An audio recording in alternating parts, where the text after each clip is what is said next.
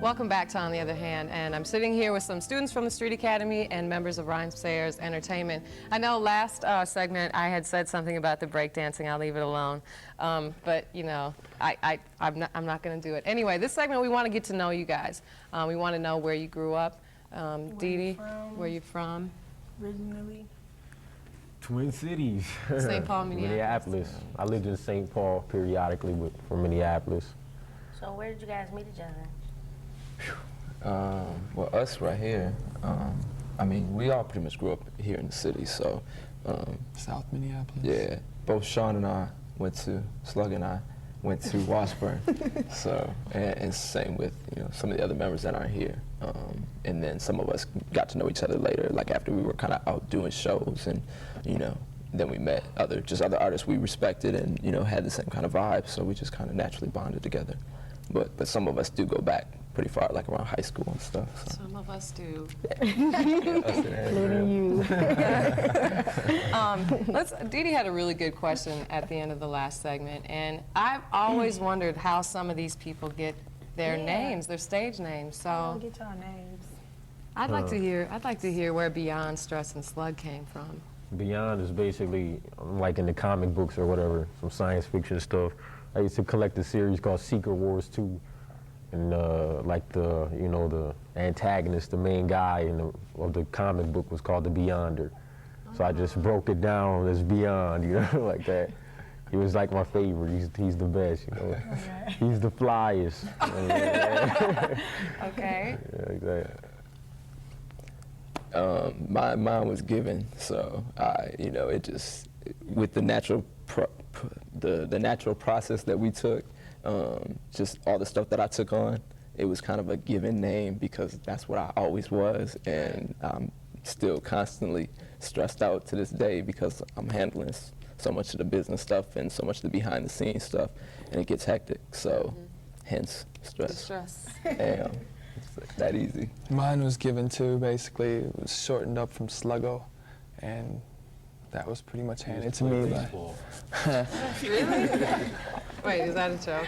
I mean, some of it goes a lot deeper, but for the most part, I'll give DePaz, Derek, Spawn, the majority of the credit for making me realize that actually worked for me in more ways than one, so I stuck with that. It was cool. It was Sluggo, shortened it to Slug, because I don't know why other people started calling me Slug. It just kind of just developed. Next week I'll be Sluh.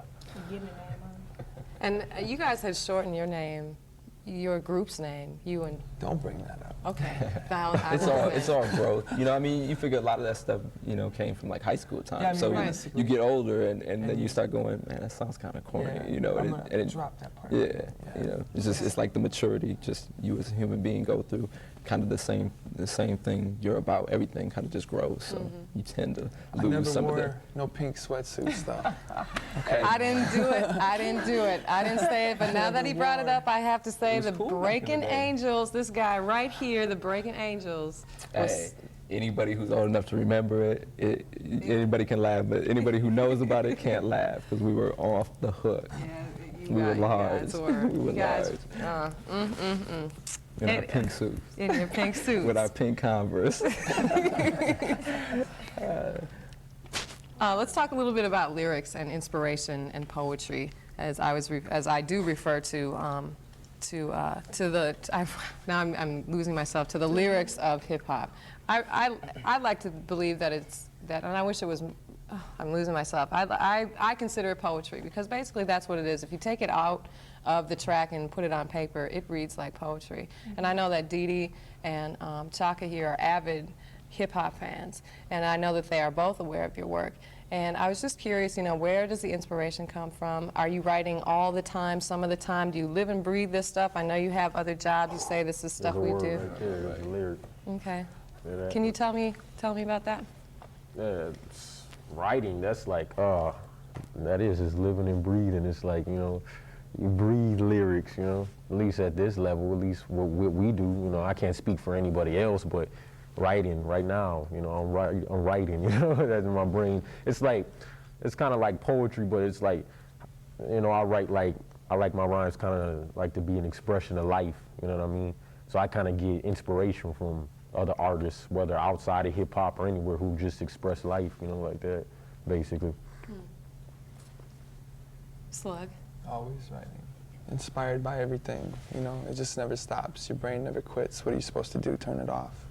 I don't, you know, I don't have much media coming into me. I don't watch much TV. I don't listen to the radio at all. And so all I do is basically write, you know, as far as free time consumes, is I'll write or I'll study somebody else's music, whatnot.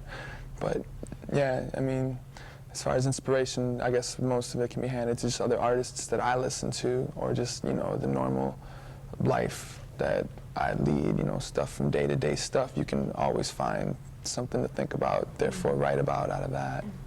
I mean, substance, as far as writing goes, is the main inspiration. I mean, you always want to outdo yourself as far as what you got to say, and you always want to make sure you got something to say. As far as poetry, I think this is a step past poetry. I don't think a lot of people seem to realize, performing-wise, I mean, there's more going on than just rhymes. You've got rhymes that are on time. You've got rhymes, complete expression, body, physical, mental, and at the same time, you're trying to keep people interested. It's not just, you know, it's like, you know, and that's not to demean anything, but I think that this is like, as far as in the poetical sense, this is that next step that poetry is taken. And, you know, granted, you can't flip on the radio and always hear a good example of what I'm talking about, but for the most part, when you see shows, you can tell who you can actually feel, more so than, hey, that's the banging hit, I like that. I mean, you can, when you make a connection with somebody that's actually going through this and doing this, they're putting their whole soul through that microphone, through that speaker to you. It just depends on the writer themselves, the lyricist in themselves, you know.